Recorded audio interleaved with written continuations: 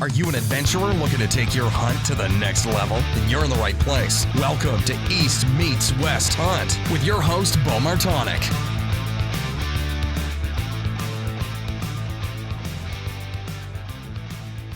We are rolling. Jared Prusia, welcome to the podcast. Thanks, buddy. Yeah, it's good to get to talk to you finally. I feel like I've said this with other guests before too, but we've been trying to schedule this for going on 9 or 10 months, it seems like. And then we talk and then we'll just kind of forget we're supposed to schedule a podcast, go back and forth. And so I'm glad that we were able to link up here kind of in the middle of the week. So it's funny to be on the other side of it, dude. Cause so with our, HUNTR Podcast, it seems like it should be, it's our priority, right? It's like, well, we're going to schedule, boom, boom, boom. And it's funny to be on the receiving side of the invite. It's like, wow, I've got my schedule and I've got to work around this and that. And so you really do have to make an effort to prioritize it. And, for you, I was happy to do it. Yeah, no. I appreciate that. And so you have the HUNTR Podcast, which I've been a guest on now once or twice. I don't remember. I think it was just once, but been a guest on there last fall and got to talk to you guys. And I absolutely love your guys' show. It's the most interactive video podcast out there. And you guys kind of paved the way and even opened my eyes to the world of doing video podcasts and trying to increase the quality of production. So I've really enjoyed that. And then you also work for Whitetail Properties as well. Is that correct? That's correct. Yeah. I appreciate the kind words on the podcast there too, man. It doesn't really seem like we did anything, too innovative. There was obviously, your Rogans, so there were some other big mainstream influences that were way before us. But in a sense of applying it to the outdoor industry, it did definitely seem at the time that we started doing it, it was kind of like, dude, why is nobody doing this?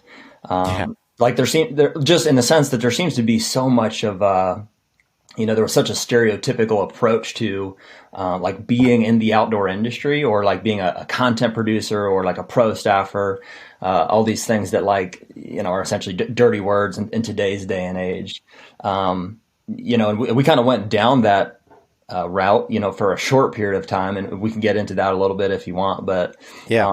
Ultimately, for the sake of Jeremy and my partner and I's love of hunting and the sanctity that is the hunting season and the freedom that we have during that time, we were just not going to do it. I wasn't going to give up focus in the tree or time or convenience with just being as deadly as we can be during those 3 or 4 months. And so the podcast was our opportunity to default and still have a presence, contribute to the industry that we care a lot about, without I think inhibiting, us doing what we love, which is to bow hunt whitetail deer, right, and branching out from there. So, yeah, and it's funny you say that because, similarly, that's a reason why I've done some hunting films and some of filming hunts, but I make sure that that's not a priority and that's not what I want to put out there, because for me, it does take away a little bit from that experience in the hunting of doing the traditional route of filming hunts and putting out, that type of content where the podcast allows me to make it feel like you're hanging out with buddies, talking about information, be able to, have helpful information, hopefully, for the people listening, and be able to do that based off of the experiences you have while you're out in the field. Sure.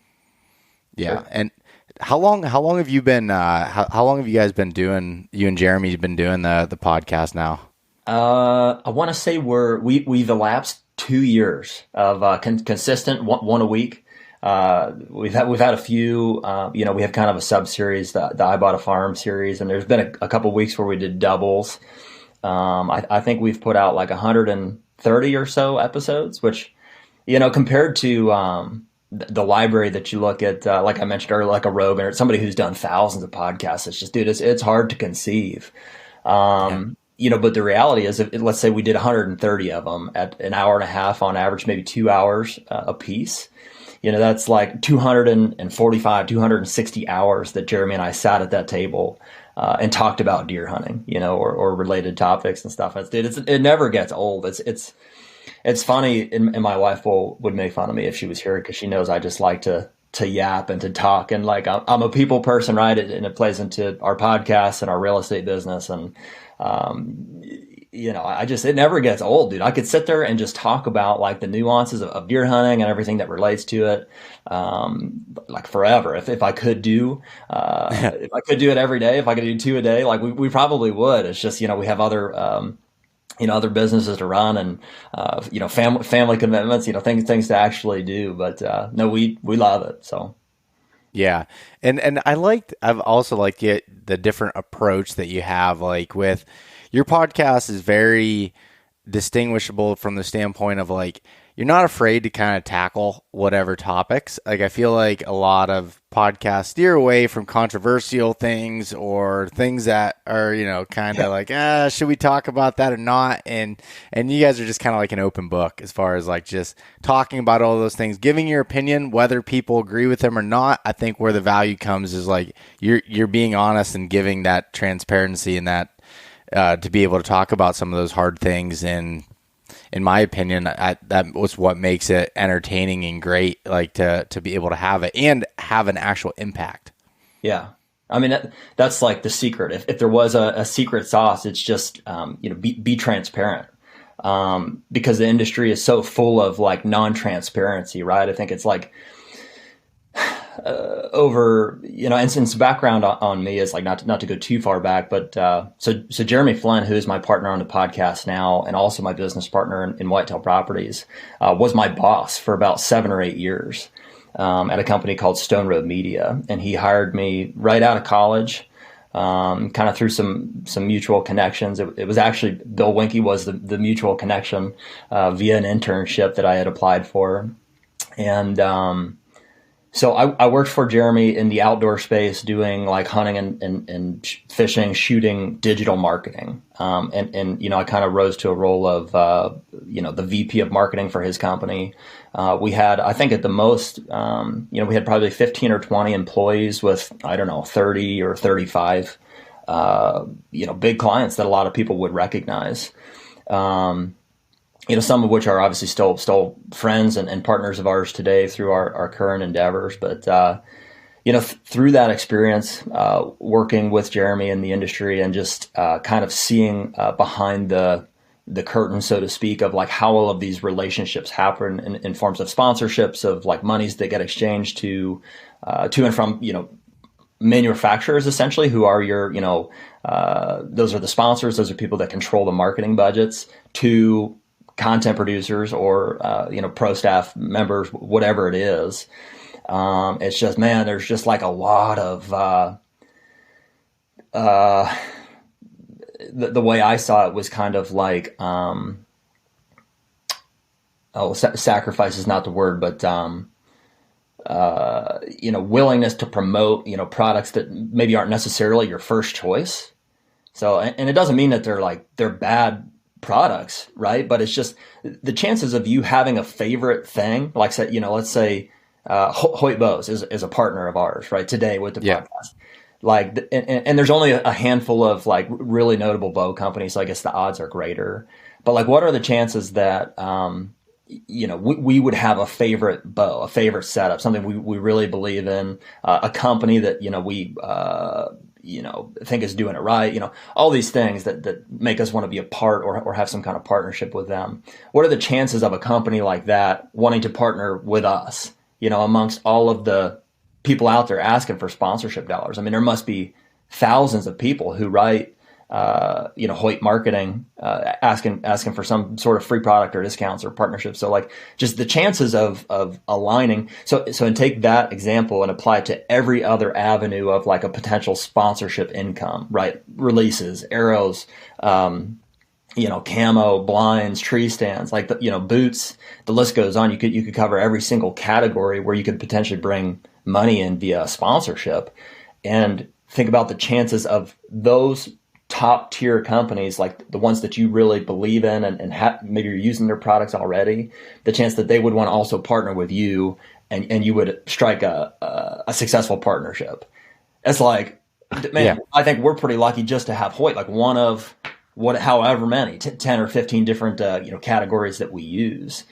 So I think that, just kind of seeing behind the curtain and seeing so many guys in our positions who, not necessarily to any fault of their own, felt forced, or like, they're running a business at the end of the day, ultimately took on sponsors and pushed products that, like, we all know are shit, and they do too. Right. And it's just, I really got a distaste for that, through my time in the industry. And I've since left that company, working for Jeremy, so that he and I could start, our Whitetail Properties business together.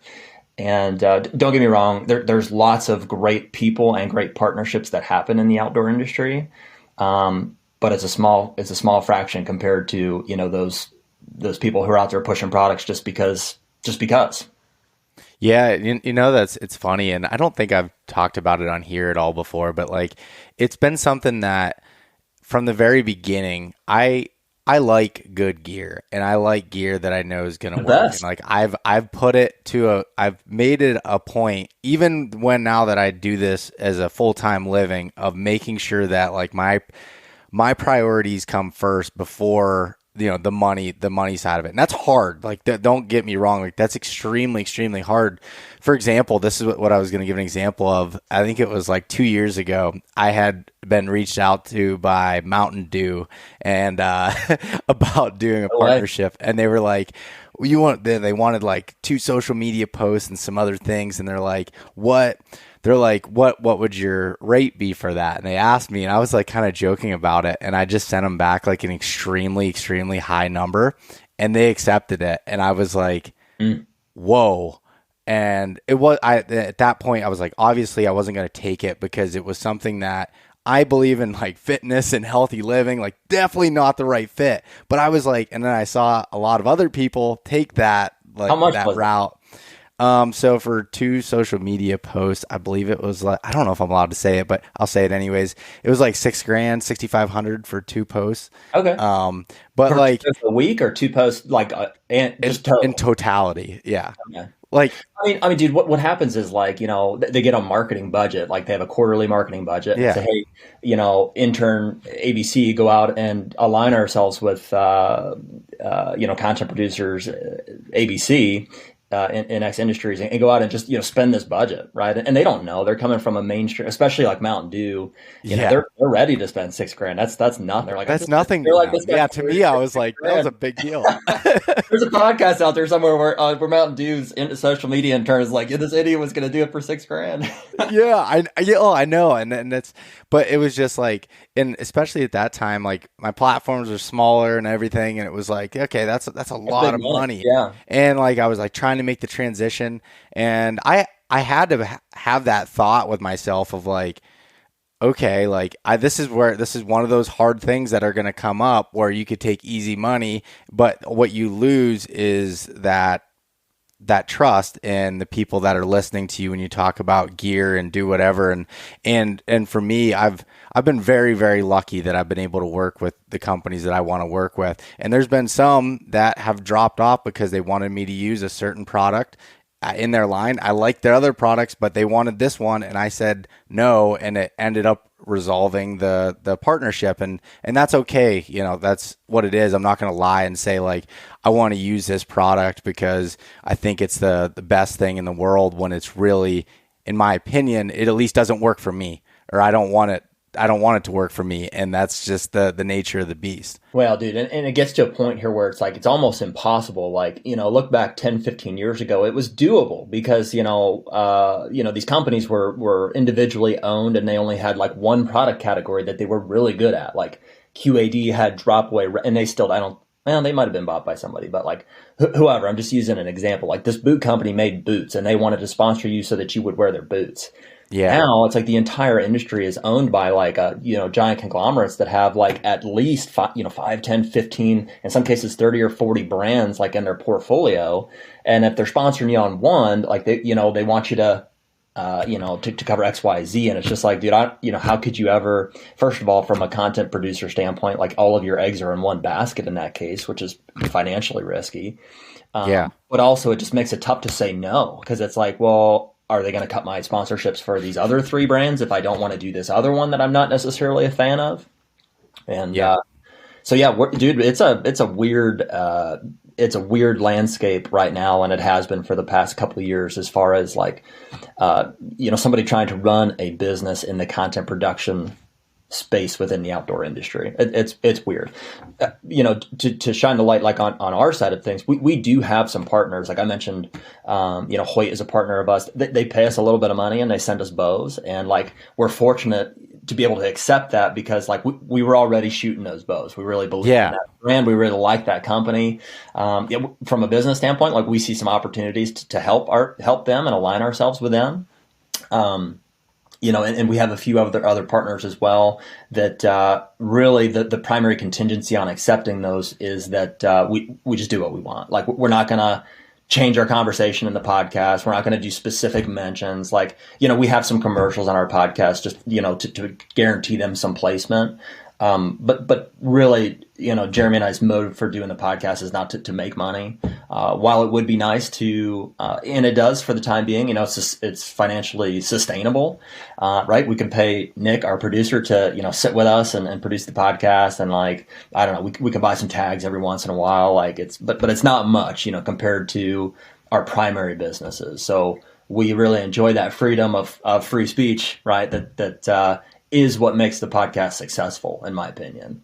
Yeah. And one thing, like, I know that the way I've tried to structure it is like podcast ads, people are used to having ads come in. So if it's a company I want to work with and they come to an ad, like a hard sell of an ad, like that's a specific ad is, in my opinion, acceptable. Like when I watch, if I'm watching Netflix or I'm watching Hulu, whatever that, and there's an ad that comes up, I expect there to be an ad there, and that's the way that it is. And I'm expecting to be sold on something, but in conversation like you and I are having right here, pushing, like trying to change the conversation to be around something specific, forcing it doesn't feel right. And I've been lucky that, the companies that I work with don't ask for that. It's like if you're talking about, say, for example, if you're talking about bows and obviously that I'm shooting a prime bow, then that's going to be mentioned, but it's not going to be like this forceful thing where I'm going to make up this big story about, that I went in and I went into the bow shop every single year and I shot every single bow that was there. And this one was just so much faster and so much, and just like create this story around it. It's like, I used this bow back in the day in 2017 when I worked at an archery shop. I shot all the bows. I liked this one. I've liked the brand and I've continued to use it since. I like the people behind it. And like, it's a more organic story to it versus just like forcing. It's truthful. Yeah, it's truthful. Yeah. Like, it's not a hard sell. And I understand what you're saying, like the differentiation between a commercial and like organic conversation. Like, do people know? Yeah. And as fun as like straightforward as that sounds, like that's where we're coming from. Like, all the TV shows not long ago was less, and then maybe Hoyt even was a part of that, but like all these other brands at one time, you didn't shoot with your bow. I shot it with my Hoyt and my scent lock and my whatever, you run down the list. It's like, they didn't even call it by what the thing was. Like they were just trying to assign it by the name brand. Yeah. And, I don't like that. It became like the main thing. That's all people were doing was selling people on. I mean, dude, there's entire shows that exist to promote specific brands. Like that's the sole point of it, and everything gets tied back to it. Dude, the Black Rack is a great, and I don't know those guys at all. Probably great guys, obviously good deer hunters. They kill a lot of stuff. I can't remember what the name of the show is, but Moon Guide, another one. I think there's a show like about them. It's like these shows, and I understand why they did it. It's like the whole, it was an extension of the business to like, hey, let's produce content to promote this product, and it is what it is. So I mean, I don't. It's not like they're trying to be something that or hide that fact necessarily. Yeah. It's like, dude, the entire point of that show is to promote this product, period. And it's like, oh, with the Black Rack, I did this with my grunt extinguisher thing, and then that company starts coming out with more products. Oh, I have the phase, whatever, And I'm not saying even that stuff doesn't work. It very well might, Yeah. That style of marketing is just like, I don't think it's necessarily good for the industry. I don't think it's a truthful, organic approach, from an unbiased opinion. As long as you can know it when you see it. Yeah. And yeah, you're 100%. But I think like our generation is different than like even the generation before us and everything, as far as like how they accepted, marketing. Yeah, how does like get we shoved don't, down our throat? yeah, we don't want that stuff to be shoved down our throats in a way that's like obvious that, okay, this person is, just drinking Mountain Dew, and like they're not traditionally doing that in a tree stand all the time. Maybe they are, but you know what I mean? Like there's like certain things that just feel super forced. Yeah. Whereas like, I don't know. I'm not saying that I'm like this perfect human and my philosophy is correct, because it's definitely not, but it's like, I've just looked at it, it's like, what do I use to make my job easier or better? And I would like to align with those companies because like I do make an income from this. So like there has to be some sort of a business aspect to it. And yeah, I mean, I envy like, you guys, as far as like with your podcast, you have this platform, where you have the free speech and you're able to talk about whatever and don't rely on that income, because I mean, that podcast is also, I'm sure, helping you drive business to your other business, with Whitetail Properties. Sure. For sure. And being able to utilize that. And I think that's a great way of being able to do it. And there's not like, it's very rare when I listen to you guys' show that it's like, you aren't saying like, come check me out at Whitetail Properties, but it's known that you work for Whitetail Properties, and it's known from the conversations that you're knowledgeable about properties, about deer hunting. You talk to a lot of successful people. Like it's a very natural flow of helping the businesses out. Yeah. Well, dude, if I'm being honest, like there's zero thought that goes into it. Like, and I know we've had you on at least one time, if not a couple times, but like I've had people ask me for like, what do you want to talk about? And I'm like, no, like if we try to think about it beforehand, like it'll ruin it. I just want to, like, for people we've never talked to before, it's just like, hey, I just want to get to know you and allow people to experience that conversation as organically as possible. I know we have shared mutual interests, at least in the form of deer hunting, and probably some more will, unveil themselves throughout the conversation. But that's it. There's no like, hey, I want to make sure that we cover, unless they have a very specific study that like they're notable for or whatever. But yeah, there's no pre-planning that goes into it. It's a free flowing conversation, and we don't edit it. I mean, is the thing. They're not live, but like, and dude, we've caught some flack for one. Dude, probably, half of your listeners, if not more, they'd be like, oh, that's the guy from, the HUNTR podcast, or that Higgins got pissed off about. It's funny. Like when I watch our analytics, cause all of our podcasts are on YouTube. So people aren't necessarily just watching the most recent one, to watch, ones that have happened in the past. So we have like some highest viewed podcasts. And strangely enough, I think it's so funny. I think that John Eberhart podcast is one of them, because somebody got upset about what he said about, I think, private land hunters. And he named a few of them specifically. It was like, he ran down through a list. He's like, Don Higgins, Andre DeQuisto, whoever. There's somebody, just your classic private land guys, and because John's like, I don't know if he's public land only, but he's permission only, and he doesn't do, I don't think he does any like land management stuff. It's just not his thing at all. Like, yeah, dude, you and I are the age that like our uncles were that guy. That it was just like, hey, I used to be able to hunt everywhere. There were no property lines. There was no food plots. There was no baiting. It was just, we got permission to hunt and we killed the biggest buck that we could.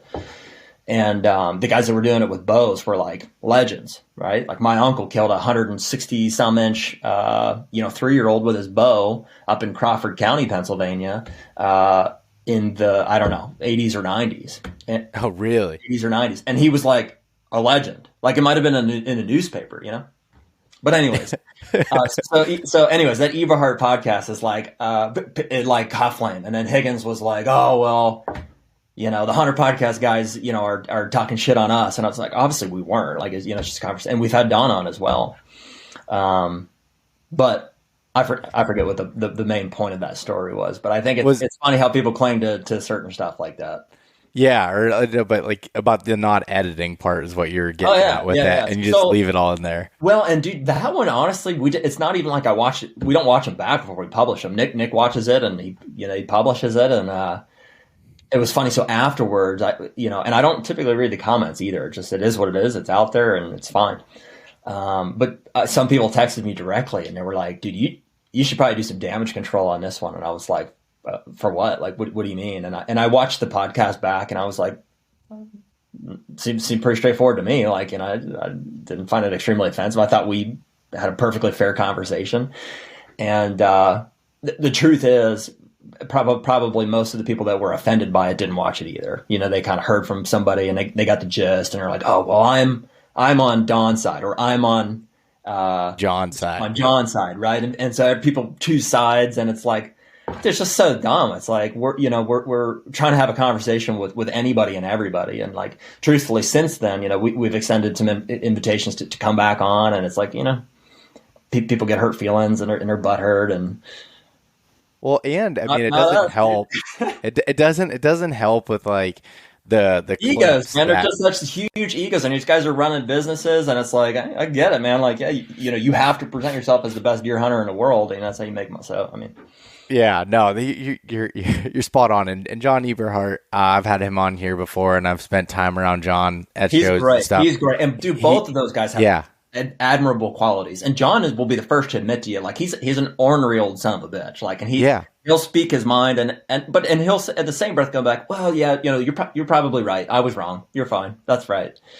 Yeah, and he doesn't.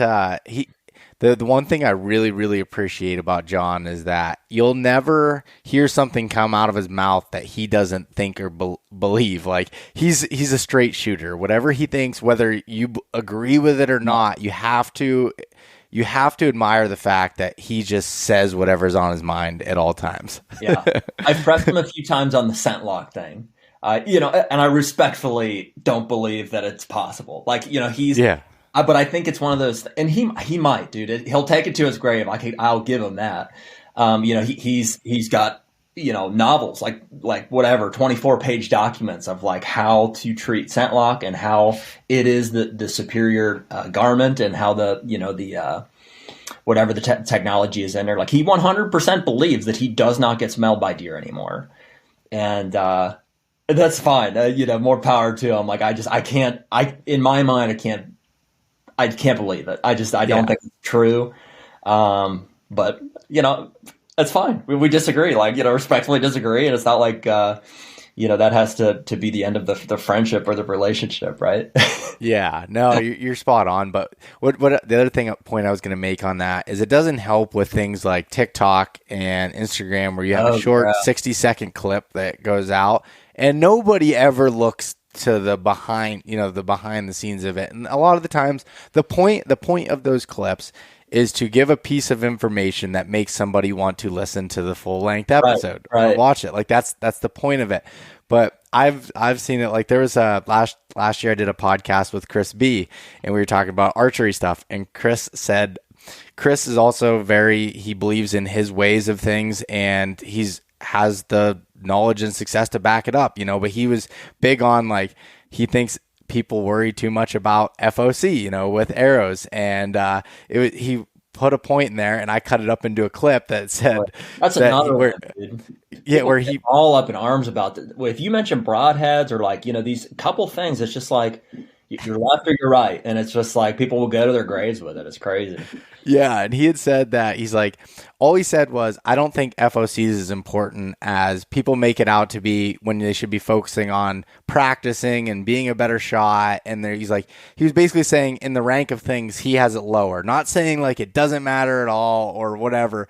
And oh my gosh, it was like, that video is still blowing up on my YouTube as far as getting traction. It was a short from like last year, and like on TikTok, and it was just blowing up, and people were just, commenting all these things on it and not understanding the whole conversation. Ours was the crossbow one. I think Ben Rising made a comment about like, and one that honestly we were in support of was, he made a comment about, his view on crossbows and how they, how a season should be treated for them. And basically was to the effect that like, hey, it's, there's a time and place. It's for, disabled, elderly, new hunters type of a deal, but not in the primary archery season.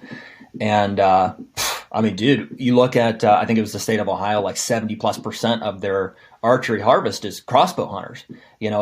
We're a minority at this point, and that's fine. It's not like it's us and them. It's just, it is what it is. And, I think it's perfectly okay to have opinions on how those technologies should be incorporated into different seasons, because they're clearly different weapons, as is a rifle and so on and so forth. And people did not like that, which is fine. I mean, I'm not and it stems from like, it's not our primary business. So it's not like, in the sense that like this is our main source of revenue, is how I feed my family. So it's fun for us to like, it's fun to stir the pot, right? Like you want to have I want that thing to kind of come out. I want people to have conversations about, those hard things. We talk a lot about baiting and still about crossbows and about, different legislation that's proposed. That's kind of a central theme to our podcast, because it affects the future of hunting. Which, obviously we care a lot about. And so I think, regardless of what side you're on, it's important to have those conversations. And like, you're right, that's a downfall of TikTok and Instagram, the short form clips, is that like, it's like reading a book title. You can't necessarily get, all the context of a 2-hour conversation out of a 30 or 60-second, clip. So, but that's just is what it is.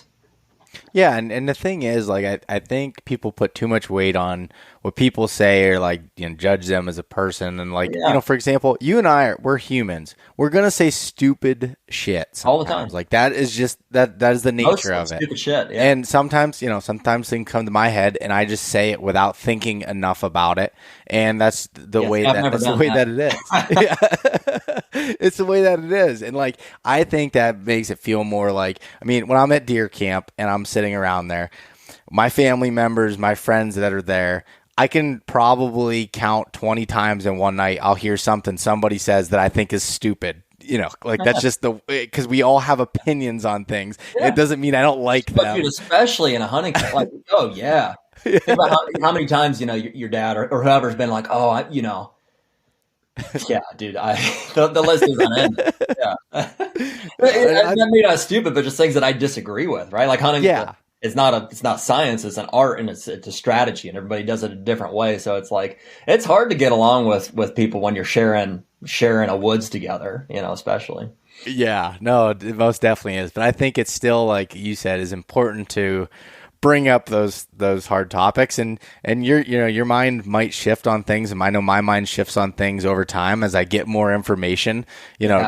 I don't always have, all the information if I'm talking about something, and it doesn't mean like, you're like, oh, you should know everything before you talk about it. Nobody does. Like, I'm not sitting there telling you like, this is how to do something, and this is the only way because this is 100% right. No, this is just where at my point in my life and based on my experiences, this is where I believe this works, for example. Yep. And that's how I look at it. And I take that with a grain of salt with anybody and any information that you're getting. And I think if you're not changing through time, then that's more of a problem than just like, digging your heels in the dirt and just being like, this is right because I said this 15 years ago. Yeah. Yeah. I mean, dude, on a sentence to sentence basis, like you have to be totally open to, I think like, narcissism is one of the greatest like traps, like, or preventers of growth in a human being. It's just like, if you're never wrong, then you're never learning, you're never growing. And so I don't necessarily know where mine came from, if it, whatever, just throughout my experiences, like I've become like just the opposite. Like I'm the first to admit, even before I say something, like, hey, I'm probably wrong about this, but I'm going to propose the idea so we can at least discuss it. And that happens all the time. I mean, that's one of my favorite things about our podcast and the conversations that we have, is that I can go into them having already, cleaned, wiped my hands from having to be the expert on something. Like, I'm going to be the guy that asks stupid questions because like I want to know, and I know there's people in our audience that like want to know also, but like people are afraid to ask the question and stuff. And so there's been all kind of topics that like I thought something, I'm like, well, whatever it is, I feel this way about something. And then somebody would propose how that might affect something else that I hadn't considered. It happens all the time. Like I don't know even close to everything. Right. And so it's like, I'm excited when somebody proposes something else, and I'm like forced to question my own belief about that. But at the same time, you can't just believe everybody, because everybody's wrong about a lot of stuff. Like, I mean, look at the world that we live in. Like, I just can't believe how blindly people will follow, politics, our government, like, leaders. Like, look how frequently people are wrong. Like everybody has been wrong. Look at, whatever, dude. I mean, medicine, politics, literally every single thing that's ever been like decided on has been wrong at some point. Like, we look back and we're like, oh, whatever, like we shouldn't have been putting this shampoo on our babies. We found, causes cancer, and like all this stuff. It's like, dude, people are wrong all the time, even and especially experts under pressure to give an answer. And so, while I think you need to, be open to being wrong, you also need to realize that everybody could be wrong. Yeah. Question everything. Right? Yeah. Question everything. Yeah. Question everything. And that's what's cool about being able to do like the podcast and stuff. Like, I've grown up hunting in Pennsylvania my entire life, and I've had a style of hunting that I've believed in because I've learned it from my dad and my family that's been successful. But by doing this podcast, I've opened my mind to so many different styles and thoughts and ways of looking at sign differently, and it's helped make me better. Do I take everything? So if I asked you about like your specific hunting strategy for an area, do I take 100% of what Jared does and apply it to my situation and switch? No. But if I can take 2% of that and apply it and it helps, it's like, and it's the same thing with taking in any information. Like if you can get something from it, I read a lot of books, but I don't like take something, say for example, Tim Ferriss says, and follow it rule by rule through every single step. I might take one piece out of that and apply it to my own situation that makes sense. Yeah. Yeah. Question everything. And yeah, I mean, dude, that's what, that's how you get better. Is like you learn from, and the main thing too, man, is like make an assessment of people. Like I think people just will follow blindly, like, people they've never met, and people that are, in our industry, whatever, people who put out a show about how to do X, Y, Z. And it's like, I can look at that as with some personal experience and say, wrong, no, not how I would do it. And so I think as you're opening yourself up to criticism, and like learning from other people, like you should vet them, right? You should, ask yourself, like, is that somebody that I want to be like, or that I, in any, facet, if it's deer hunting, if somebody that's like, it should be a successful deer hunter. It'd be somebody that like, has done things that you would aspire to, to also do, don't just like, anybody and everybody. It's like, oh, this guy said that I should do. Some guy made a comment on my Facebook page, I should do that. Like, no, Yeah, no, you're spot on. It's like, like for example, me and you, we hunt a lot of different places for the most part. It's like, taking something that I say from hunting in the big woods and applying it to an area that you hunt as like the rule is not probably the best option. It's like finding people, like when you're looking for information, I guess what I'm saying is that kind of fit, like you said, like fit your style or what you want to do or the type of areas you hunt. And because there is so much information out there, anybody can click upload, anybody can use their iPhone and do a video and sound smart in it. It's like, and it's not saying that everybody's, full of shit, but at the same time, that's the censorship conversation. Yeah. And it's a double-edged sword, because it's like, man, I'm 100% an advocate of complete, freedom of voice. Like I think anybody should be able to upload, and there's parameters. Yes. Like you get into extreme, like pornography with kids on certain platforms. Like I get it. Yeah. But, if you're going to limit free speech in any way, shape or form, you're acknowledging that like somebody is an authority in some degree to be able to vet whatever's being put out there. And it's just like, to my point earlier, it's like, who do you trust to make that decision? Yeah. Yeah, who is the one that's going to say this is an authorized authority? This is an authority in this Right. space That's right. that deserves to be able to have that. And Look at that's where we are, dude. I'm sorry to cut you off. Like in a post-COVID era, like has there ever been a greater example of like the leading authority on like health in the United States? Look at where we are, right? yeah, And it's like they couldn't have been more wrong.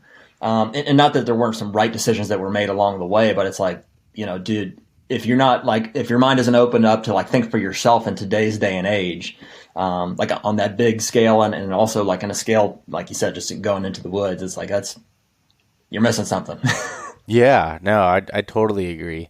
But kind of shifting gears a little bit here, I kind of skipped over kind of your background. We talked about a little bit as far as business, but you're from Pennsylvania, which is kind of how we linked up at first when our mutual friends, Allie DeAndrea and Nick Berger, came to me and were like, "You need to meet these guys." Dude, is that on our how? podcast? Yeah, they were like, Dude, we had Nick and Allie on a podcast in person for 4 hours 2 days ago. It's dropping. "Oh, really? Dropping tonight, I think. Yeah.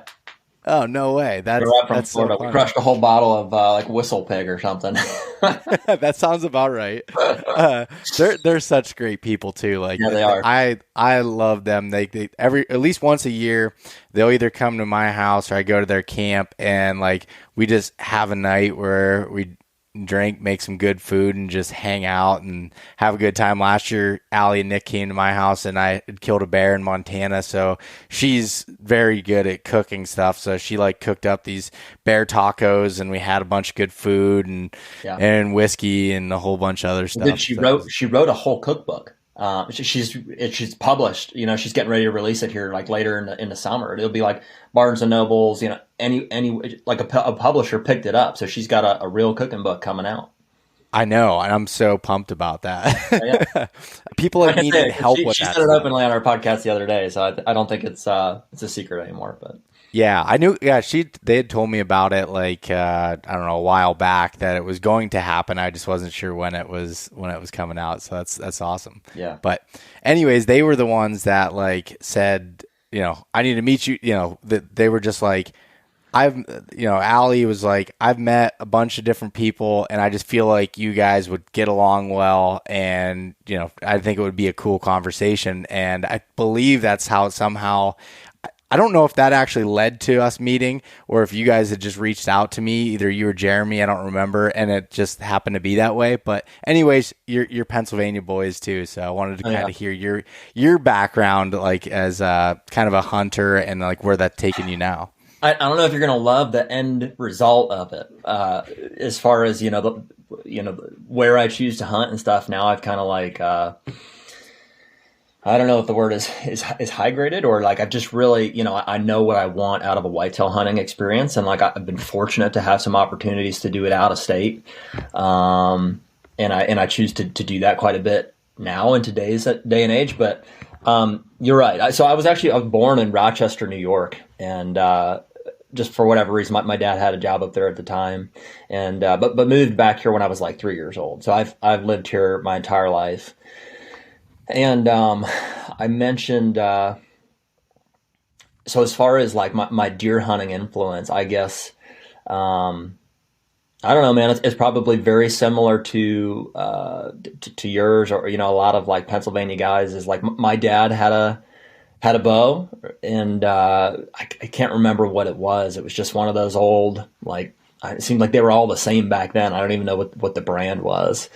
No big cams or anything like that, just a bow, right? And they were shooting aluminum shafts, and he had been somewhat of a trapper too. So like we always had, I can remember growing up, we always had like there was like 40 or so like conibear muskrat traps like hanging from our basement down there, and he had some ones and a halves. Like he was a muskrat trapper, when he was in high school and college and stuff. And so we had that stuff around, and like we always did, my dad and my uncle and my grandpa would always do like opening day of gun season.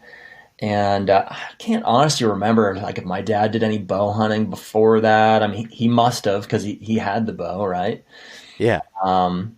But it wasn't really until, I don't know, I probably was like 9, 10, like when I started like to kind of like understand that those guys were going out for opening day of gun, and like I couldn't go. I wasn't old enough.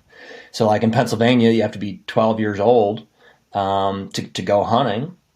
And so I was just observing, like they would go, I'd be excited for them to come back. At some point, my dad started taking me on some duck and goose hunts. My mom grew up on a farm in eastern central Ohio that her my grandparents on her side still owned. A lot of it was leased through like base camp leasing. So there was like, we didn't really have access to any of it, but it was there, and there was this lake, and my dad would take me on duck and goose hunts as I was getting older. And so like, I was exposed to it. I definitely, and then somewhere I started catching on to like the Outdoor Channel, and I could start to watch like Michael Waddell's Bone Collector, and I don't really remember who else was on at the time, Shockey and, that era of guys. And just my passion for it my interest, I should say, started to grow. And I was like, I've got all these things around me. I would try to draw my dad's bow back in the basement every once in a while. I think my main influence as far as getting into bow hunting whitetail deer was my uncle. So that's my dad's brother, and he lived about 2 hours north of us. Like I said, in I think it's Crawford County, like Meadville area, Pennsylvania. Yeah, yep. And he had always been. I mean, he was a diehard. He'd been bow hunting since high school, college. Had progressed all the way through. Killing the basket racks, and to wanting to shoot mature deer for that area, or bigger, biggest antlered deer he could anyways up there. And in Pennsylvania, spotlighting is legal. I think, I don't think during the season, but during the summer, I'm not actually sure what the regulation is. We don't do it much anymore, but just outside, you can't during rifle seasons. So you can still during archery season, as far as I know. Yeah. Okay. And I know you can't have like a weapon in your car and stuff. And so, but I can remember when we'd go up to visit my grandparents and stuff who lived up there as well. That was like, my uncle would always be like, all right, dude, like let's sneak out and we'll go spotlighting. And that was like my favorite thing in the world to do. Cause I really looked up to my uncle, he was like, who doesn't, my cool uncle, and like we would sneak away from the dinners that I didn't want to like really be at anyways, and go look for deer. Like it was awesome. And I don't even know, how big these deer were, but at the time I was like, there's these giant bucks, like, and it was just like, and, I think that had a really big impact on me wanting to, just in terms of like fueling my interest in deer, especially, not necessarily in bow hunting. Like I didn't really know yet, but I was like, I want to hunt, like when, and so when I turned 12, my dad had bought me a bow. I think I had like a PSE, something or other. I've been going to the same bow shop right here in Delmont, in Holiday Park, Pennsylvania. It's called Ultimate Outdoors.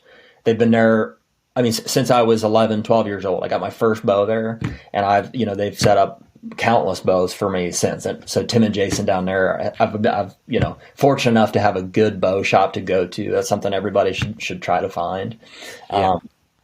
But so, yeah, dude, that was like, where my interest kind of was sparked, and like my uncle was a big influence with that as well. And like, it's hard to say, so much has changed. I'm 30 years old now. That farm that I mentioned, that my mom had grown up on, the leases have all expired on that. My parents actually purchased a good portion of that farm, sold the house that I grew up on, and they live out there now. So that's only about 2 hours from me here, where I live just south of Pittsburgh. And dude, I just don't have any opportunities here in the state that are better than what we have out there. So every chance that I get, that was kind of, I think they bought that farm from my grandparents like 7 or 8 years ago, maybe more now. And that was like kind of the start of my ability to like operate as a landowner, essentially, even though my parents own that. We started to be able to invest in a piece of property that was like, it's private land. We can run mineral out there. We can plant food plots. We can have trees, and so at that time I started like diving deep down like the Midwest whitetail. That's when they were picking up, like 2011, 2012. I was all in on like this landowner, like land, whatever, whitetail manager aspect side of things. And, it's hard to say, now full circle. I've backed off of that a little bit, like with our exposure to like, other opportunities in other states, and public land still is a portion of that. And like, so the Ohio farm is a big part of my passion today, and like where I choose to spend most of my whitetail season. But like I said, our podcast has given me some perspective on, first of all, how fortunate we are to have that property over there and the opportunities that affords us, but also to what else is out there. Yeah, I'd go out and try different things. And no, I think it's so important for people to understand where they're at in their hunting career, if you want to call it that, and what their goals, what they want to do, or what they enjoy doing. Like, I know from you enjoy chasing big whitetails. Like, you want to hunt big old whitetails, and that's awesome. Like, I don't think, and if Pennsylvania doesn't offer that, then to have enjoyment by going to Ohio and going to Kansas and these other places that you've been to, like, I think that's awesome too. Yeah. Well, it's not that Pennsylvania doesn't offer that. It's just that, I don't necessarily have the access to do it. And to take a step back, I'll comment on my passion being to hunt these mature bucks. It's interesting how everybody has kind of their own journey, like in that direction. It does seem like for a lot of people, that's kind of where it ends up if they're afforded the opportunities along the way. Not everybody ends up there or necessarily like has to get there. It's not like that's the end of it by any means. But, so I mentioned that my uncle, was a big bow hunter, and he's almost 60 now, and so he had kind of gone through that journey himself, in whatever the 70s, 80s, 90s. I guess even into the early 2000s, he's like, he's been kind of figuring that out for himself. And so him being a primary influence for me, I kind of picked up where he left off. Like, dude, I didn't really have a phase where I was like shooting a bunch of basket rack deer. Like a lot of guys do. A lot of guys have to kill a lot of deer before they decide that they're like, okay, well, I want to start to increase on that. I want to start, bigger, older deer. For whatever reason, dude, I never had that. Like the smallest buck, and this is not like I'm not bragging at all. Like it just is what it is. The smallest deer I've ever shot was like a 2-year-old. It was the first buck I ever shot. It was like a 2-year-old, 150 inch, like 8 or 9 point, which at the time for me was giant buck. It was like late November. This deer come trotting up under my stand. It was a complete mess in the standing. And it was one of those things where it was like, I couldn't believe I finally killed, this. I've been hunting for so long. And it probably wasn't until I was, I don't know, 16 or 18 years old. Like, I had hunted years before I successfully shot and killed a buck with my bow. I'd killed like a few other does. My first deer I ever shot was like with a 30-30 Marlin, right? And but so from that 2-year-old, I was just like, okay, it's got to be bigger. And the next one I shot was several years later, and I probably missed some along the way, blew opportunities and stuff. But from there, I killed like a 130 inch 3-year-old, and same feeling. I was like, this is the biggest buck I've ever killed. I remember when it came in, I couldn't believe how big its antlers were. I was like, it's just insane. I killed it at 15 yards, just broadside. He wheeled around me 30 yards and crashed over there. And it was like, same feeling. I was just elated with that deer. And I just was like, okay, now and it continued to progress. So like, there never was a time where I was killing like a whole bunch of deer, and there's, in some ways I suffer from that. It's like, I'm not as experienced of a killer as somebody like a Ben Rising, or, somebody that came up through that age where it's like, they were just whacking everything. There's guys who get good at killing. And so I maybe suffer a little bit in that regard, but we talked about this a little bit, even just last week with Allie, is like, we were talking about what kind of deer, and Nick, we're trying to harvest. And dude, the reality that like I've kind of faced is that I don't like killing stuff. It breaks my heart. It's like, I have so much respect for those animals, all animals, that I just like, I can't bring myself to kill an animal that isn't like,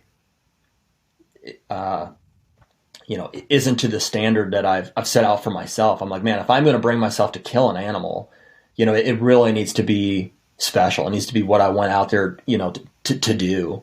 And so I try to, like, I guess, I don't know, honor the animal in that way, but it also helps me keep my standard. And so like, I don't have 15, 20 bucks on my wall. But I can tell you, I've passed a lot of deer that a lot of people would have shot. And I'm happy to do it. I'd rather that animal have another chance, or even if I know the neighbor's going to kill him, I just, I'm fine with it. It's not an animal that I want to kill.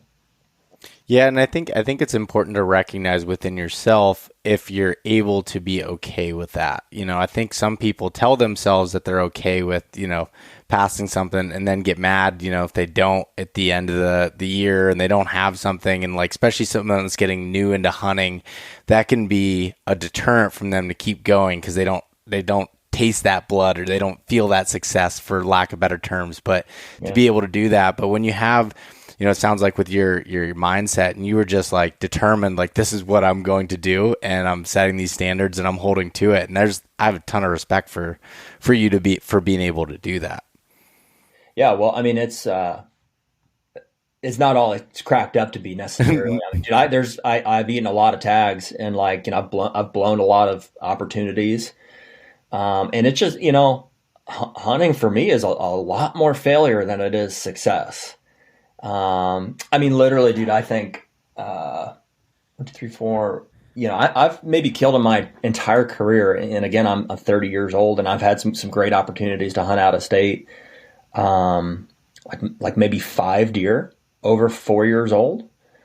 And, the reality is that has been my standard. It's like, I'm not gonna kill something that I don't think is 4 years old or older. And even today, I'm passing some 4-year-olds, and I want to see these deer at 5 years old. And it's totally okay. Like, if people aren't doing that, I just,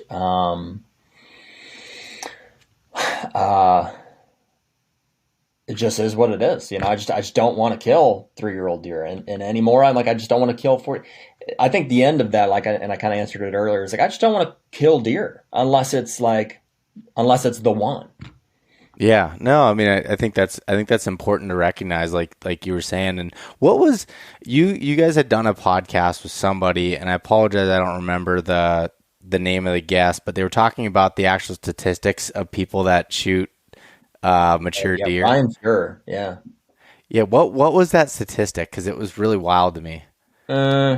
Do you remember? Something like less than 15 or 25% of all deer hunters will ever kill a deer over 125 inches or something like that. Yeah. Which I'm not 100% sure if that stat is correct or not, but I mean, sounds right. Yeah.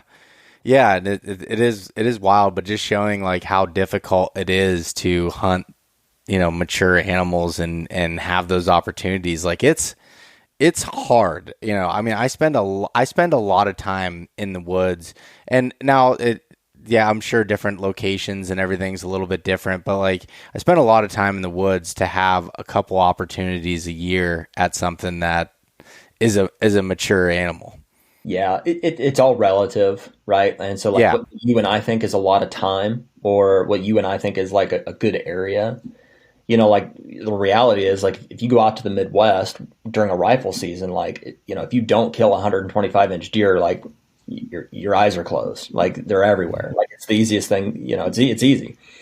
Not necessarily the case here in Pennsylvania. It's the age structure is just, there's here in Pennsylvania, there's way more hunters. We have like the second or third highest hunter density in the entire country.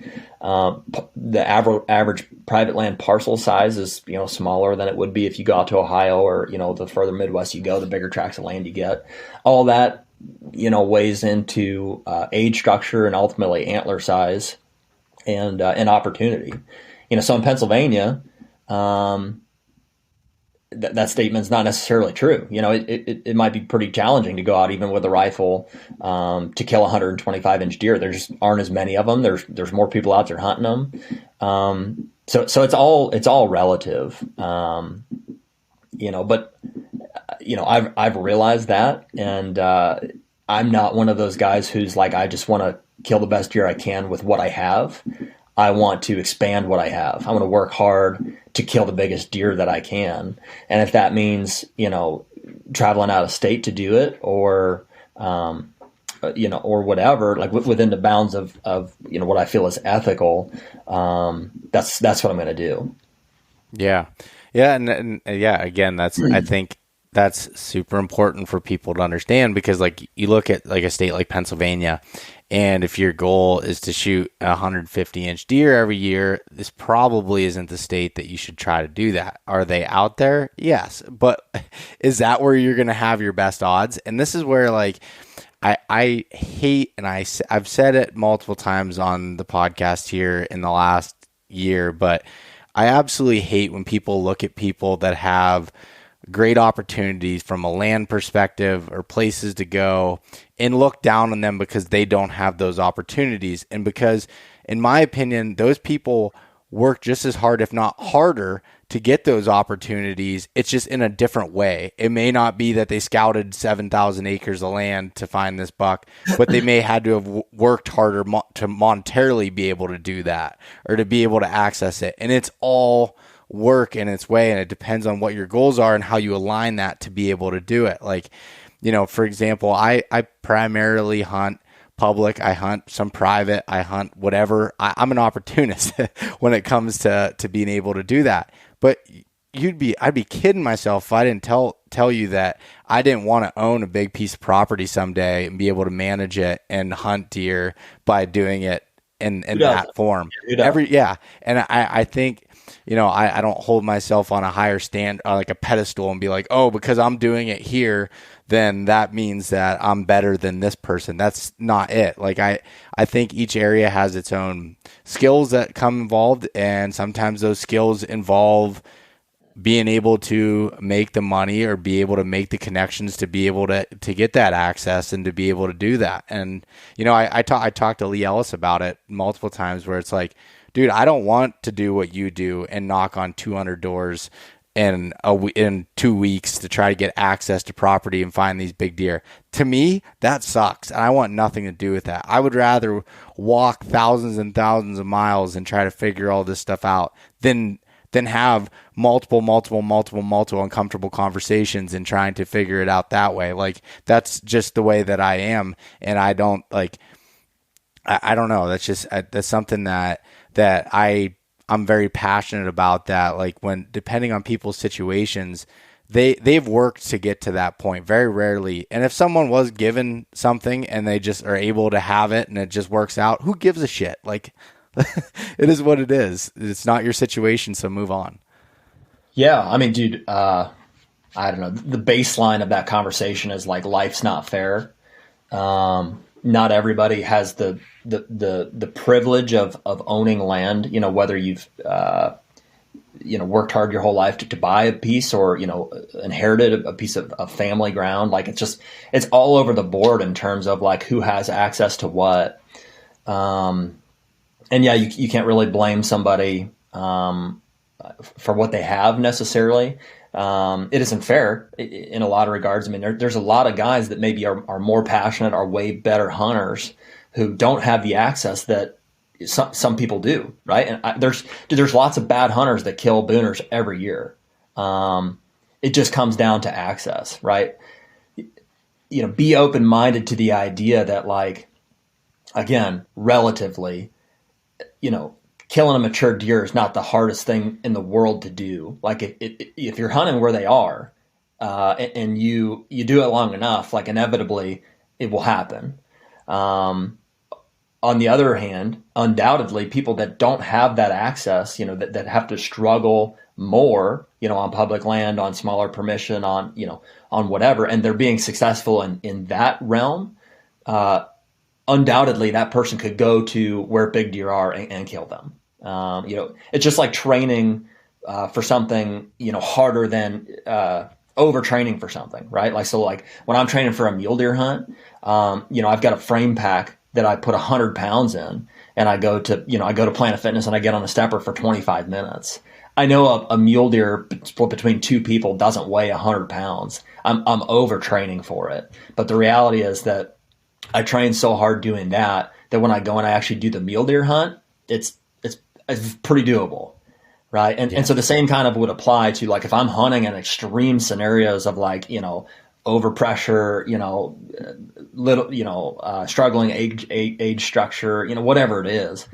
And I go out to an area that's, like, has abundant opportunity, your chances of success in doing so relatively easily is pretty good. Yeah, no, that totally makes sense. And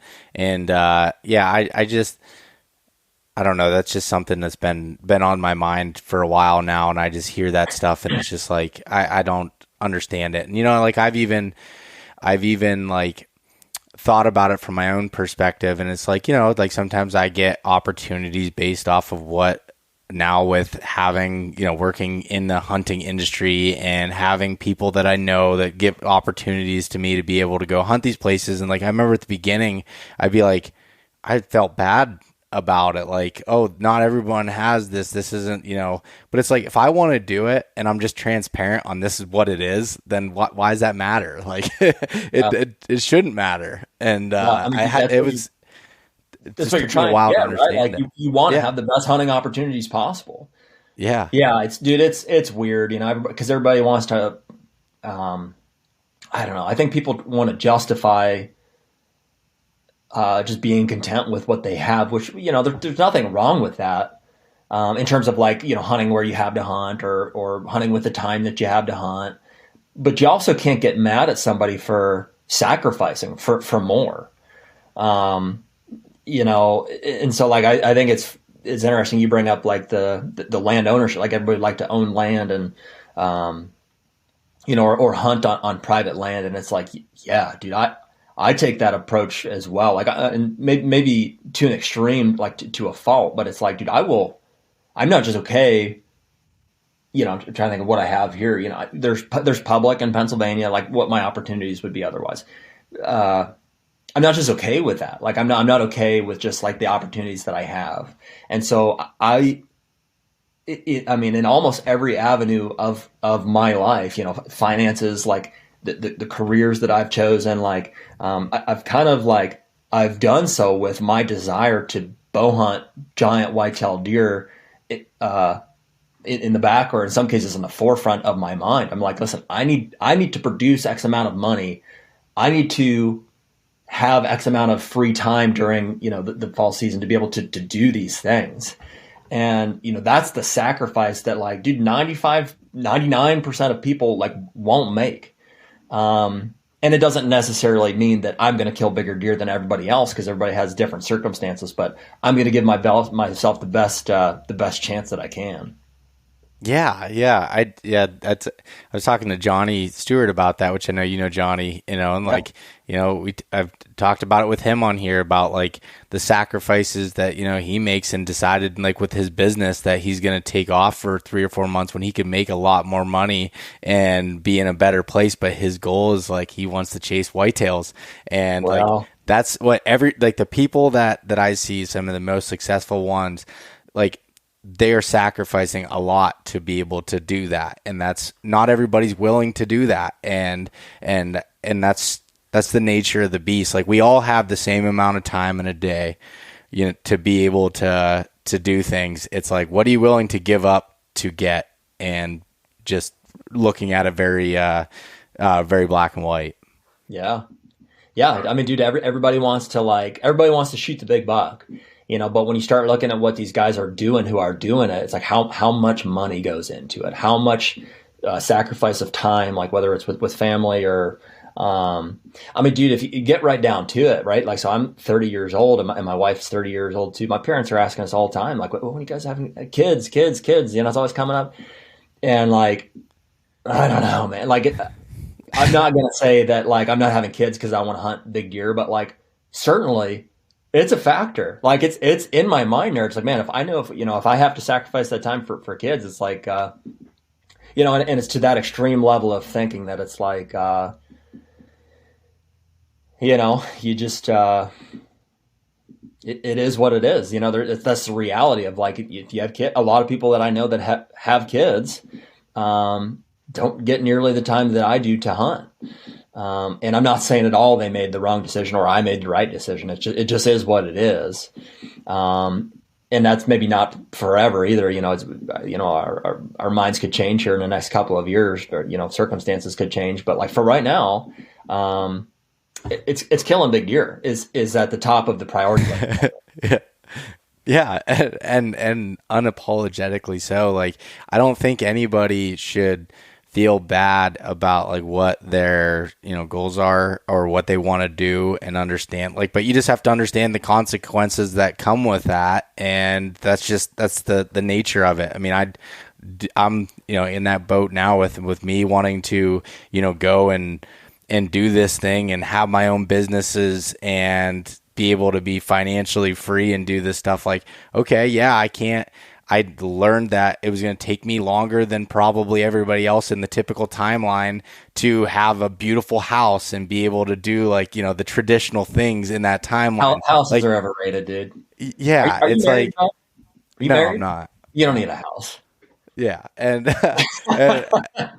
so it's like, I was like, oh, I'd rather have a smaller house and a little bit of land and then be able to do some other things. And yeah, is that selfish from looking at it that way? Yeah, probably it is, but it's also my life and the way that I want to make the most of it. And I've just seen so many people that decide that they're doing something based on what others want them to do, and that feel like they have to impress somebody of doing a certain thing. And again, I don't think either of us are saying that the traditional path of going down things is wrong. And a lot of people are very happy in that. It's just like, I know for myself that I wanted something different, and I wouldn't be happy doing things the same way as everybody else. And and I think that's important to recognize within people, but it's like, it takes a lot of sacrifice. Like there's a lot of things that I don't have because of the things that I do have.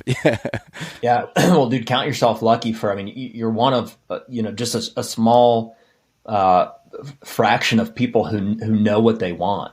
I think it's like, it's weird to think about because it's so second nature. It's like hunting is in my blood. Like, everything that I do is like, I was built for it. There are so many people out there who don't know what they want out of life. They don't know like what they want to do. Like there's, I don't know, for whatever reason, they just never figured out what they like, or like they just didn't decide to pursue it when they did figure it out. And, those people end up just like, I don't know, going through the motions in life. Right. Like, and I don't know, I mean, not I have to be careful because people have responsibilities, and kids are a big one. I can understand, like, dude, if you're responsible for other human life, like that better be your priority over hunting. Yeah. 100%. Yeah. But I mean, for me right now, like, dude, I feel so fortunate, and I think you do too, to know what I love to do. And it's like, to the point where I just have this feeling where it's like, dude, if you're not bow hunting deer, like, what are you doing? Is like kind of how I feel about it. And I realize other people have other passions, and that's great. Cause like, not everybody can be a bow hunter, and, there's not enough room in the woods, right? It wouldn't work. but I certainly feel fortunate to have discovered what I love to do early on, and to have the opportunities along the way to pursue it wholeheartedly. Yeah, and I think I should also put a little bit of an asterisk to what I said about some things, because like if someone does, like you said, if someone has kids or they're doing that, like I think that's amazing, and I think that 100% has to be the priority. That's someone else's life. 100%. That not like that trumps deer hunting at that point. It's like, but you know, when you're at that decision point on whether you want to go that route or not, you have to be honest with yourself and understand that there's going to be giving up some time. That's a real thing. I don't think a lot of people like really will come out and have that conversation openly, but it's like, and it doesn't have to be one or the other. I mean, there's lots of people with kids that deer hunt, but are you going to sacrifice for a period of time, your ability to deer hunt to do that? Yeah, you absolutely you are. You better be, right? So that you can be a good parent. You know, they deserve that. So. Yeah, most definitely. And I always like when we talk about these things, like I try to, I want to make sure that I talk about like where I'm at and how I'm doing things, but like also put that caveat on there. That's like, okay, that's not for everybody. And I'm also not demeaning anybody that chooses a different route. I just think that the whole point of this conversation is like, you have to be honest with yourself and what you want, and based off of the things that you have and what you're able to create, like what do you want to do and how bad do you want it? And that's up to you to be able to kind of make those shifts. Yeah, it's your life, dude. Like, make your decisions. There was a guy that came to our the scouting camp that I hosted, and he was saying like, and he was like, this guy, I love this guy. He was asking a ton of questions, and he's like, listen, I don't have a lot of time, got kids, have all this stuff. I want to learn to be efficient with this time. And that's what, he was happy to be able to do. And, he, was more towards certain people in the group that had limited time that were talking. Like that's where he gravitated towards. And that's awesome. Like, owning that, like, this is my situation. I'm going to make the best of that situation and be able to do that. And I think that's important too. Like, wasn't like looking at me or you and be like, oh, those guys, just the only reason they do that is because they have so much time. It's like, wasn't saying that. It was just like, okay, this is what I have available. Let me make the most of it. Yeah. Well, and dude, I have a ton of respect for that. Like guys that have those kind of commitments. I mean, guys that work 9 to 5s, like, not everybody is like, has the opportunity, the ability, or should, structure their entire life around like deer hunting. That probably shouldn't happen. I've got a ton of, even though I've kind of done it, I've got a ton of respect for people that, whether they chose it or, I mean, do people find themselves in circumstances? Like not everyone was born into the same, financial, property access, like, all these things. Like everybody's dealt a different card of hands. And like, to the point about kids is like, dude, not everybody makes a conscious decision. They're like, okay, now we're going to have kids. Like it just happens sometimes. And that could happen to us. And like, we have to be open-minded to that. But my point being is I've got a lot of respect for guys who are like handling their responsibility and still finding time, to get out in the woods and to be successful with it. I mean, it's admirable. Yeah, it totally is. And yeah, owning it, like, okay, this is what happened. This is my situation, whether I wanted that or if I didn't, and owning it and being like, what can I make the best out of that particular situation? And I just, I think that's it's a really good point to be able to go off of there. But I don't know, man, I do feel bad for people that don't have the passions about things, like going back. Like I think hunters all have passions, but like sad.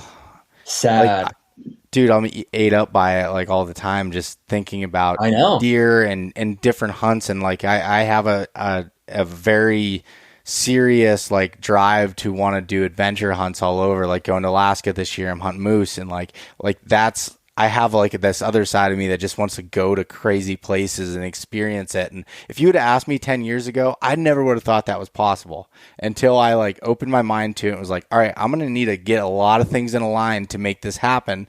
I'm not sitting here with an endless bank account or being able to do these things, but like, if I want to make that a priority, I'm going to have to do that and figure it out. And, I've been very blessed to be able to figure some of that out. I'm not saying I have it figured out, but to figure some of it out to be able to have these opportunities. Yeah.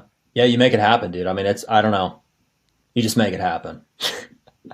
Yeah, no, 100%, dude. Well, I know you have to run. You have a haircut appointment coming up. So. No, I don't. It's canceled. Oh, you don't? Oh, you don't? I'm good. Okay. Dude. Well, okay. Well, there's one. Okay.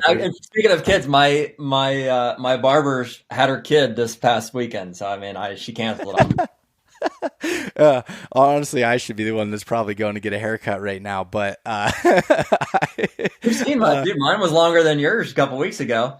I know you got yours all cut off, and now you're going back again.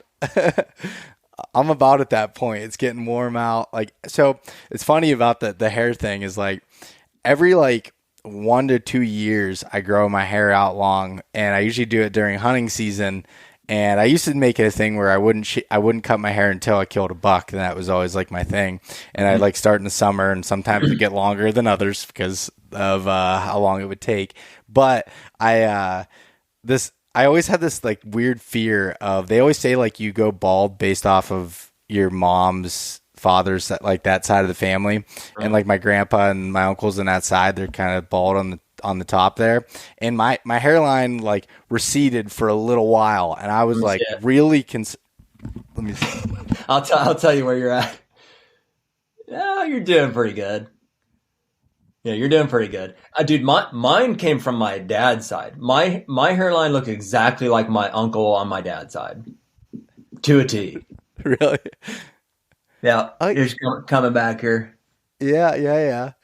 And it's funny because, but anyways, I'm going to go bald at some point. It was I've had this in my mind forever. Yeah, you gotta just deal with it.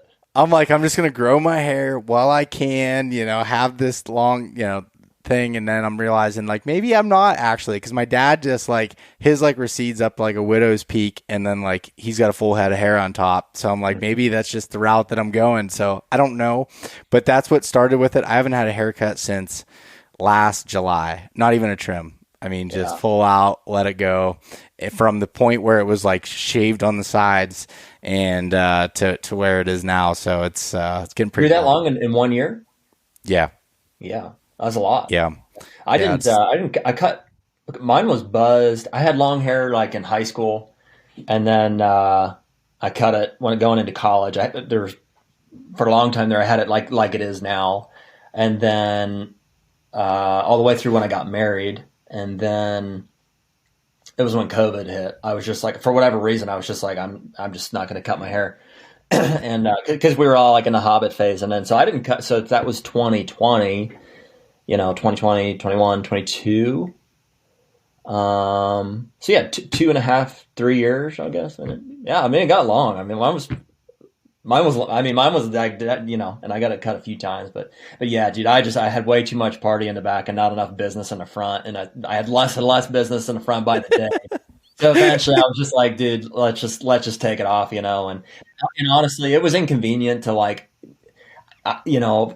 I don't know, and it's minor, but I mean, carrying, it's a scent wick going in the woods, it's there's always grease in your hair and stuff, and I was yeah, as cool as it looks hanging out of the back of my beanie, I should be a little more scent conscious, and then also, with our meetings with real estate clients and stuff is, I try to look at least a little bit professional with as little effort as possible, so, short hair was the way to go for the time being.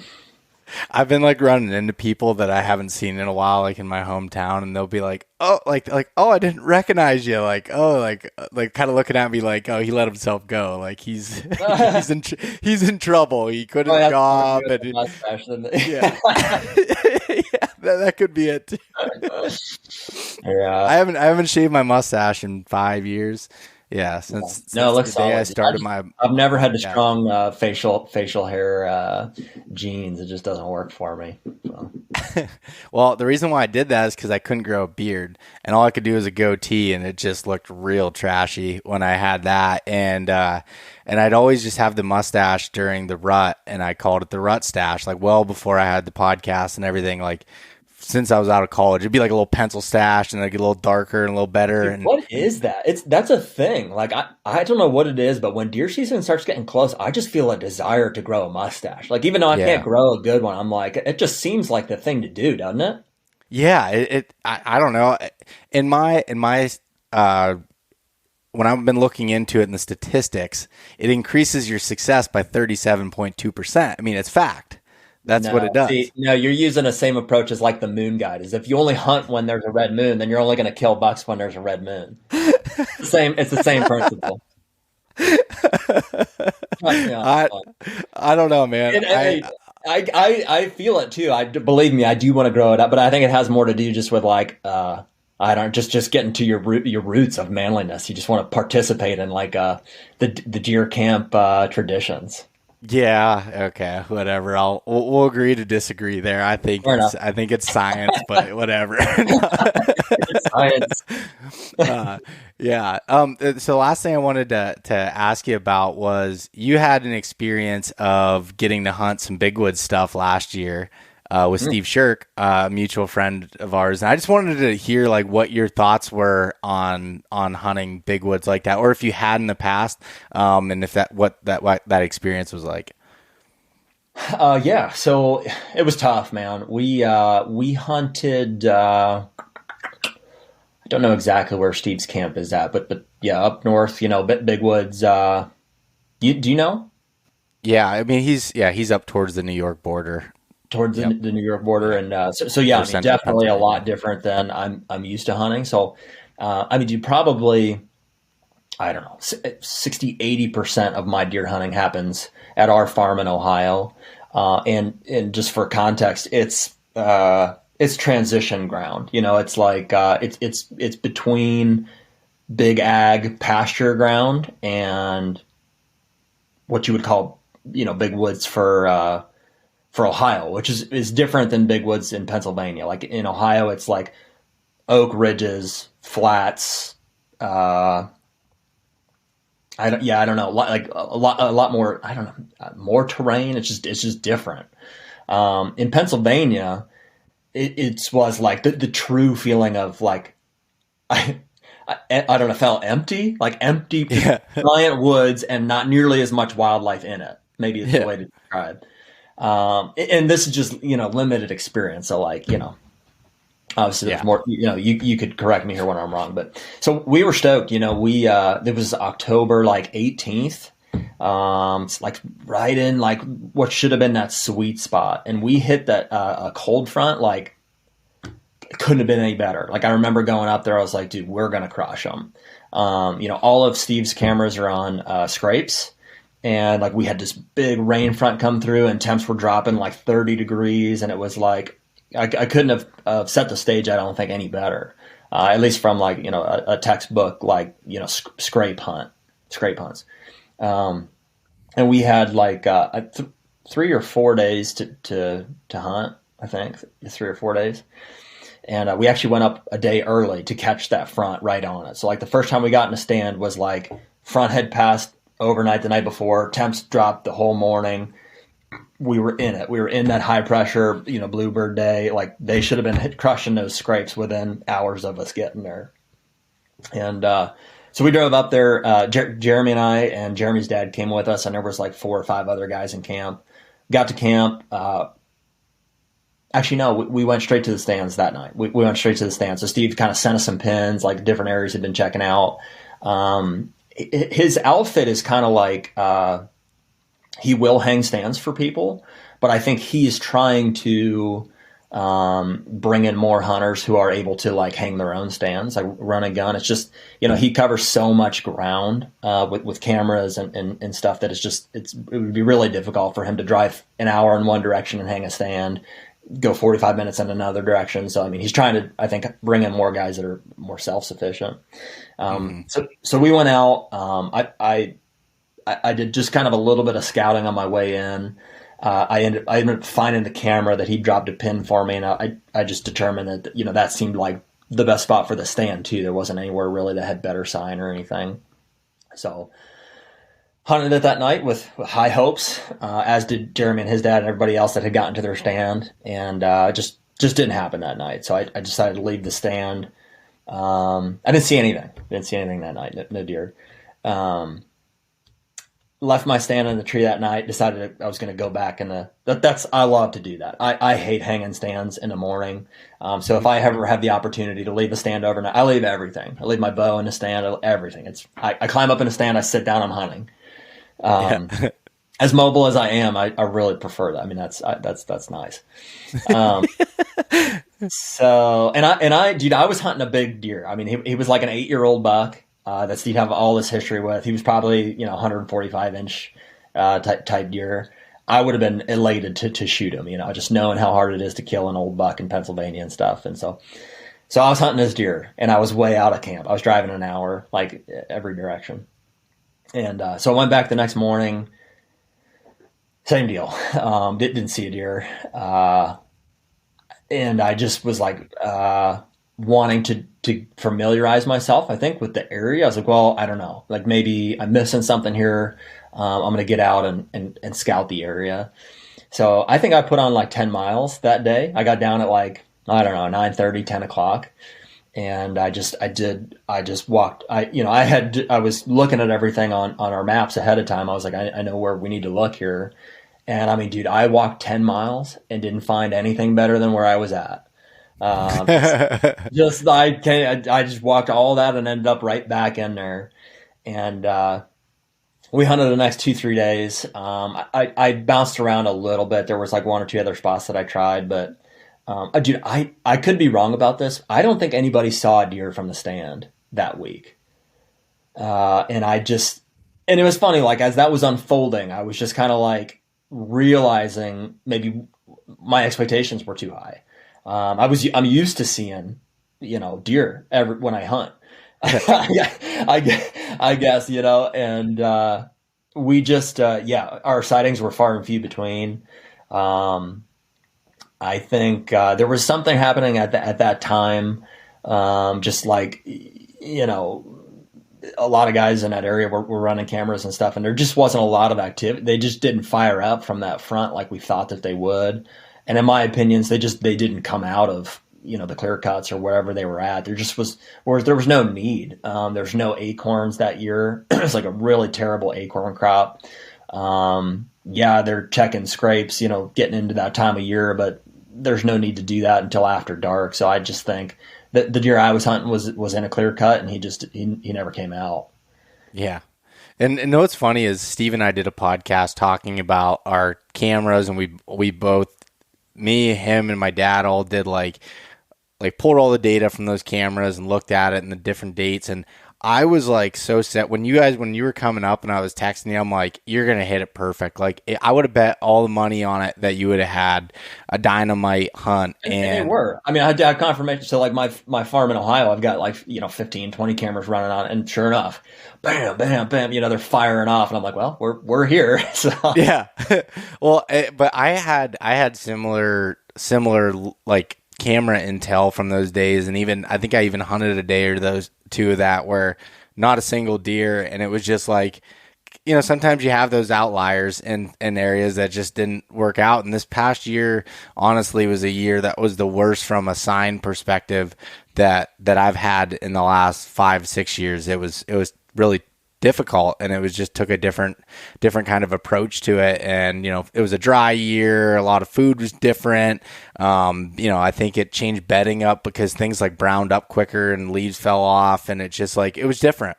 That's all there is to it. And but it's definitely not atypical to sit 3 or 4 days without seeing a single deer. I mean, when I killed my buck this year, November 4th, for 3 or 4 days leading up to that, I never saw a single deer. That was the first deer that I saw. Just happened to be a 4-year-old 8-point that I ended up shooting, and that's kind of the nature of it. And it's so hard to. I grew up with it like that, so I just kind of like became used to it. But It's very difficult when you come from an area where there's higher deer densities, or even have the visibility to be able to see them, even if you're not great in the game. Well, I think it has to do with, and maybe you said that first, deer density. Yeah. It's just like, it's hard to describe. And I don't know if this is like the right comparison for it, but it's like, dude, when I'm hunting like farm country, like I mentioned, our farm is a lot of like small brushy pockets, and like hogbacks and field edges. And it's kind of like, trout fishing a small stocked stream. It's like, where they're at. Like, it's like, it's not really a mystery. It's like, you use the terrain, and it's like, you're gonna get eyes on them at least. You might not kill them, but you can figure them out. Hunting the big woods to me was kind of like fishing a lake, where it's like, and I don't have a radar. I don't have like the ability to see what terrain is down there even. It's just kind of like, you obviously still are using terrain features, and there's principles that apply, but it's like on a way bigger scale. It's like, maybe another way to say that is like, at my farm, everywhere there is habitat, there are deer, and you just have to figure out how to hunt them. Everywhere there's habitat in the big woods, it's like, there's probably still not deer there, at least like as frequently, they're very, they're very like, they're where they're at and they're not where they're not. And that's different. Yeah, no, it definitely is. And well, I hope you give it another chance sometime, because it would be cool for you to see, because sometimes, when things do hit right, it can be really awesome. And like, it makes those like days without deer just magical. Like, there'll be days during the rut where, go days without seeing deer, and all of a sudden one hot doe comes through, and then there's the only 7 bucks in the county come running through. And it's just like, things like that happen. And it's just such a different scenario. Like even me now hunting a lot in southern West Virginia and hunting some of that mountain country, but it's like big woods mixed with some coal country. So there's some like openness to it and everything, but the deer density is so much higher in the specific spot that I hunt. And it's like, it's freaking awesome. Like, I love seeing deer. I'm like, holy cow, I feel like I'm actually in the game. Well, yeah, don't be careful, because you'll never want to go back. Yeah, I know. I gotta be careful of that for sure. But have you ever hunted, Beau, in like any farm country stuff, or getting towards the Midwest? Yeah, I've so I used to have a small lease in Ohio that was like 50 acres at some point. Let me think, like near Canton, Ohio. Okay. So yeah, like it was near northeastern kind of. Is that right? Yeah, northeastern kind of, and yeah, it was just like had a couple ag fields in there and some terrain and some timber, and it was like but it was also, it's funny when you're talking about baiting. I remember that was the first time I thought that I just put up a feeder and then you just sit over it and you shoot a deer, and that's just how baiting worked. I thought that was not the case, but I just, yeah. So I hunted there, and I killed a couple bucks off of that piece during the rut. It was like there was an old strip like pond where it was like almost like a straight wall that went down, and then there was like 40 yards between the field and that straight wall, and it was like the deer have to travel through here at some point, and just sitting there, and that's where I had success. And then I hunted Illinois early season last year with an outfitter, and Tell me about that. yeah, so that was some farm country. But honestly, and then in college, I went to college in Slippery Rock, and I hunted some public areas and some private that had permission that were farm country, and I'd killed like a 2-year-old buck off of one of those pieces. But that was really about it as far as my experience in farm country. Nice. I've got some farms for sale in Slippery Rock right now, if you're looking. Do you? Oh, I love that area. It's a nice area. Yeah, I mean, dude, if I can say anything about in support of like big woods or, in public land in general over, private land or farmland, is like, man, if you don't have a lot of access, on the farmland side of things, it maybe it can feel really restrictive. Like, I can imagine if I only had like a 40-acre field with a tree line to hunt, like I know what that feels like. And if I had to choose between that and like the freedom to explore, public land or even in a big wood setting, it's like, I could definitely understand where the appeal to hunt a big wood setting for guys that maybe don't have a lot of private land access would come from. I mean, it essentially affords you the freedom and flexibility to find them. Yeah, and that's what I love the most about it, is just like there's no restriction. Like, to find the deer, I have the ability to do that. I just have to walk and go do that and find them and spread cameras out and do it. And like, maybe because I've always had that open to me, when I go to areas of small pieces, I just feel like anxiety almost that like, I get it. I'm not in control unless you're able to actually manage it. But like, I feel like I'm not in control of like that piece that I had in Ohio. It was great during the rut because people were passing, the deer were passing through to go to the other farms where we're talking to the neighbors. They were dumping out like literally like truckloads of corn every day. And it was like the deer seemed to be there. They just, in the early season, late season, the food wasn't great on the property that I had access to, and it wasn't even really worth hunting. But during the rut, they'd pass through there, and it was great, So it was like, but that was like super frustrating for me. Of like, I can't just go try to find them where they are at this time of year, and that's not easy with those small pieces. Maybe it's a better analogy than I thought, but like to go back to my trout fishing small stream versus the lake, it's like, yeah, dude, if you just go tromping through like the trout stream and push all the trout out of their like little pockets, they ain't going to be there. Like you're not going to have any luck, But if you're throwing the wrong lure out in a lake, or whatever, like driving across it with a boat, it's not necessarily going to mess you up as bad because like they're used to it. It's a bigger environment. Like your presence is having less of an impact, in some regards. Yeah. Yeah, it's definitely interesting, dude. I think it's a great option for, somebody looking to stretch their legs and, figure a deer out in a big setting like that. I mean, it definitely gives you the freedom to do it. Yeah. No, that's exactly right. And I like the analogy with the trout stream. That's kind of funny because the one thing I always think about with like public land where you have a big area and then private land, like I feel like I can be more aggressive on public land, especially if I'm not hunting a specific deer, is like, okay, you blow them out, you blow out an area, whatever, you move on to the next, and you have 5 spots that you can go to where, okay, if you only have a couple locations where you can hunt on a piece of property, you probably got to be a little bit more careful on some of that stuff because you could screw it up for the entire year or whatever. No doubt. No, I think it's a different approach. I mean, I think you should be aggressive on public land. I mean, it's kind of a race against other guys and whatever. The pressure is kind of on. Whereas like on a private land setting, or if you have a small acreage that only hunts certain times of the year, you should really be way more strategic with your, or limited, I should say, in your, when you're actually hunting. That's where you hear the guys who are like, well, I kill on the first time in, or, cause, you not only have the time and the ability to sit back and watch to be able to do that, but you also kind of have to, because if you go in and pressure them off, you're gonna blow your one and only opportunity or whatever it is. Yeah, and two, like the one thing that my dad brought up, and it really like hit home when he said this, but he's like, all the deer, on public ground, like even though you're not putting pressure on them and you're waiting for the perfect time to strike and do this, how many other bird hunters are in there, people walking through the woods, or other hunters that are like kind of going through, and that's why, in my opinion, I do think that those deer will tolerate a little bit more pressure sometimes, and they just find good hiding spots and good bedding areas that allow them to slip out before they get, in trouble. So like when I bump a deer, that's not the end of the world to me. Where I learned this when I was up in Alberta, which was, I guess that was farm country when I hunted up there.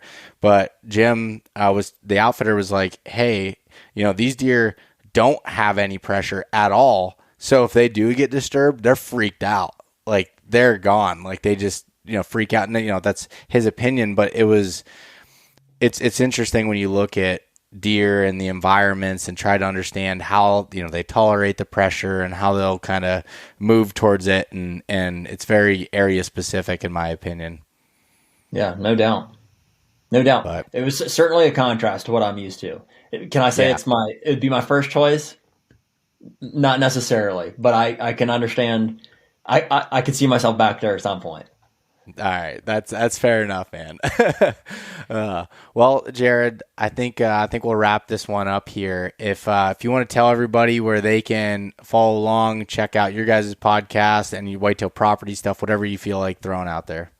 Yeah, sure. You just check out our podcast. It's most of the handles I think are We Are Hunter or HUNTR Podcast.